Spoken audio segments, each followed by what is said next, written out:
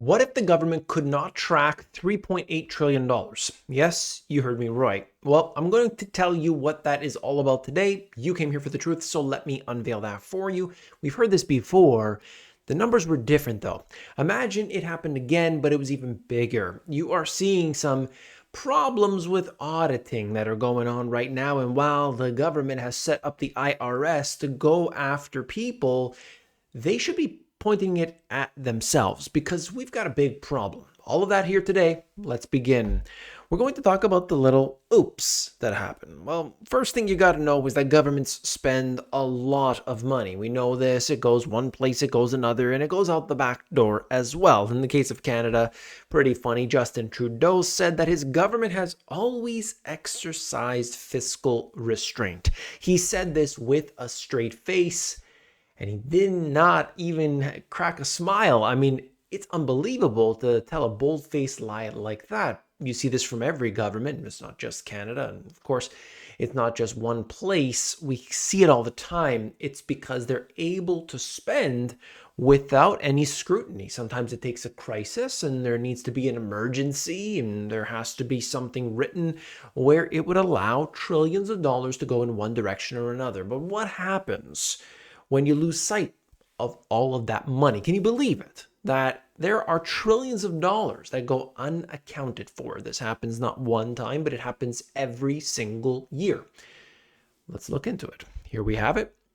This was not a surprise. Pentagon again fails annual audit of $3.8 trillion in military assets. The military industrial complex has obviously some very big tentacles, powerful tentacles that go around, and they can really have control over the governments. They can have control over the politicians. And of course, where they land is oftentimes part of the black hole because we don't know what happens. And this is just one example. Now, I want to make it clear.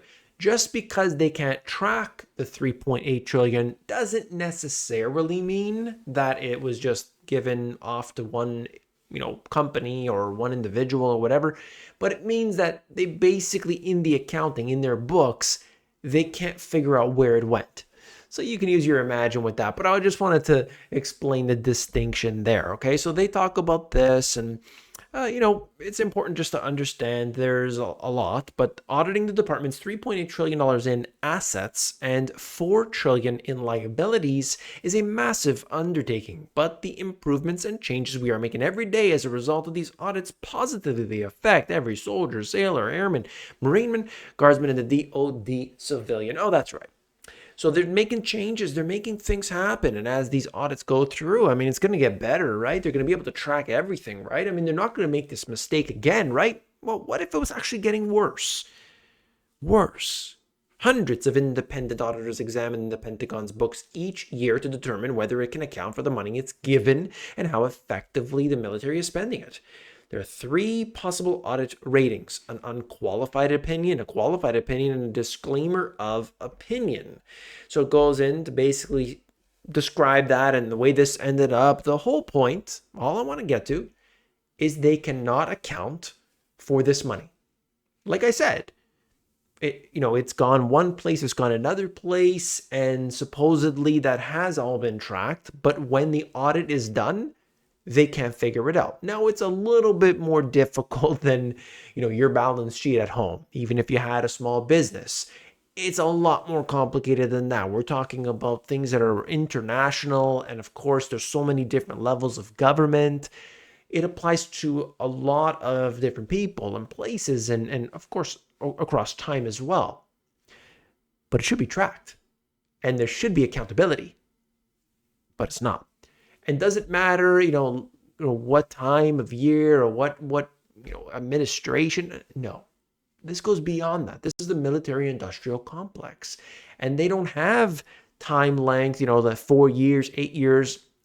It goes well beyond that. Who got that money? Well, I think it's pretty obvious where you see that, where, these institutions are able to access a lot of funds and not have anybody on their back. Well, let's look further. You remember this? Do you remember the $2.3 trillion that just so happened to be in 2001, in September of 2001. Remember, that was that big event. Now, it's funny. They did a fact check here, and I wanted to bring this one specifically. I'll show you the actual statement in a moment because I bring you the facts directly from the source. I'll bring you that statement. Rumsfeld did not reveal the loss of $2.3 trillion the day before. You have it here, right? You remember that. Maybe if you don't, we'll talk about that. But what's funny about this is that he did discuss it there. They were quoting that, but the reference was actually from a year and a half prior. So it didn't matter that it was one day before. He just happened to talk about it one day before that major event where we couldn't account for $2.3 trillion. But it was referencing a year and a half before. What's the difference? The fact check is making it look like the whole purpose here, like we're looking into this saying, hey, there's $2.3 trillion missing. Just because it happened the day before or not is inconsequential. It doesn't matter. It doesn't matter. In fact, if it was the day before, you know what? That's something that I would say, one day, who knows? But a year and a half prior, that allows a lot of setup time, a lot of lead time, a lot of business transactions, meetings, phone calls, airplanes, everything, right? The day before, well, no, I think it would be something that would be, too fast. Couldn't happen. But a year and a half before, that gives a lot of preparation. That gives a lot of time. A lot of energy can go into that. A lot of deals could happen. But either way, the point is they're trying to make the fact check. So you see, fact check. Okay, that was wrong. Yeah, that was wrong. Nobody reads the information. Well, why don't we do that together? Why don't we actually look at it?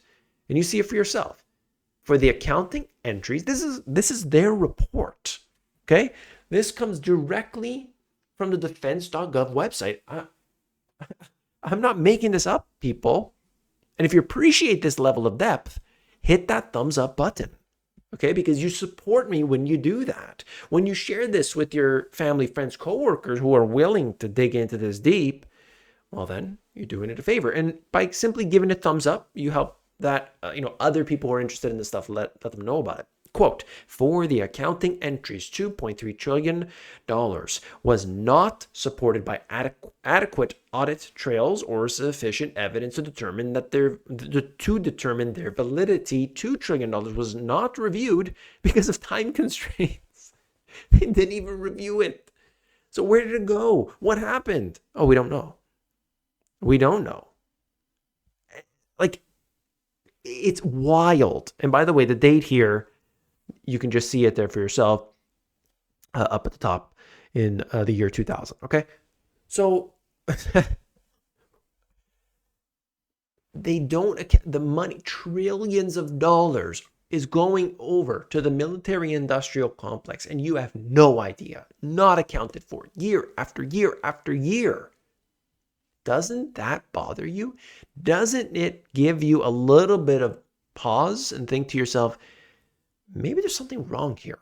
Maybe there should be an investigation to file and find every single dollar and where it's going. That would be nice, wouldn't it? Well, what about the Federal Reserve? If you remember, during the financial crisis time frame, the Federal Reserve bailed out companies. They were doing all these different things. Of course, the government did their own thing. The Federal Reserve did their own, okay? And it was found at a later date that because of all of the pestering that Congress would do back then, they don't do it anymore, but they would say, excuse me, Ben Bernanke, who did you give the money to? And then they said, I'm not telling you. That's what they said. So they actually got a limited audit of the Federal Reserve back then. And say what you want about Bernie Sanders, but he led the charge on that. And I will give credit where credit is due. That's fantastic. And they found that the Fed's $16 trillion bailout went underreported. So the major news media did talk about an audit, but they forgot to mention the fact that $16 trillion was given out from the Fed to institutions all over the world. What happened with that money? We have no idea. There's no understanding of what happened afterwards because the Federal Reserve didn't want you to know about that $16 trillion. The balance sheet, it was never accounted for. So what happened? Who got the money? Like what came back? What? No idea. There's no idea. What does that tell you? Trillions upon trillions upon trillions of dollars are being sent off somewhere, and you have no oversight in that whatsoever. No transparency whatsoever. This is terrible in that sense. Auditors face being called to account for their role in the global financial crisis. Like this is back in 2009. And we hear about this, right? Where what happened with all the auditing? Like that's your job. And of course, it led to the financial crisis. People lost their jobs and so on, and nothing good ever came of that, of course. And I just want to show you this here. It's just going into the defense budget and how much they're spending already. Like what do we know about? Well, their spending is closing in on $1 trillion. Nearly $1 trillion. We're getting to that level. They're spending so much money. And trillions are not accounted for. Trillions are going to institutions globally, and you have no say in the matter. And that's what I wanted to dig into today. I wanted to explain this and start to ask the question. Maybe, just maybe, we have to start looking into a system outside of the one we have right now.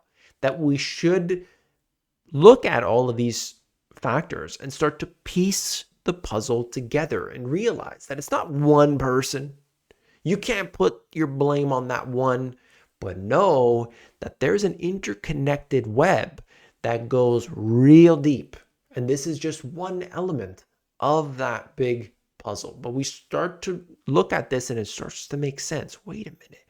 Who's able to gain? Who stands to gain? Who benefits? And we could look at those. Obviously, right now, as I record this, there are some military contractors like Raytheon and others that will benefit. So those are the places that we should start. And of course, it is those financial establishments that make this all happen. But none of it could exist without the central bank. We have to point the finger right there as we begin our journey. I hope you appreciated this information today. Hit that thumbs up. If you want the absolute best, like if you want the stuff I can't get to here on this channel, who knows if this will even be monetized, you've got to join my Finance Friday group, which is basically a live Zoom class. If you're interested in that, go to this webpage. A link will be in the description. You're going to get this short little video description right here. You're going to see what it's all about. And I hope that you will join me there because I can be fully candid. I'm fully honest in there. It's just, it's the best. It truly is the best of the best. And you'll see why. Just click that link. You'll see. Okay. And the comment of the day. Here we go. Thank you very much. As always, love your comments. CBDC is the ultimate control. Need to create inflation? Easy. Add more digits. Need to create deflation or demand destruction? Easy. Delete more digits. Need to change the value of the currency? Easy. Move the decimal place left or right. It's easier when they have this and they are doing it, and we know that. And this is the problem with having these groups that are so opaque, that are unelected, that we do not have any oversight on what they can do and who's in positions of power. That's the danger, and that's the world that we live in today. Thank you for being here, and I'll see you tomorrow.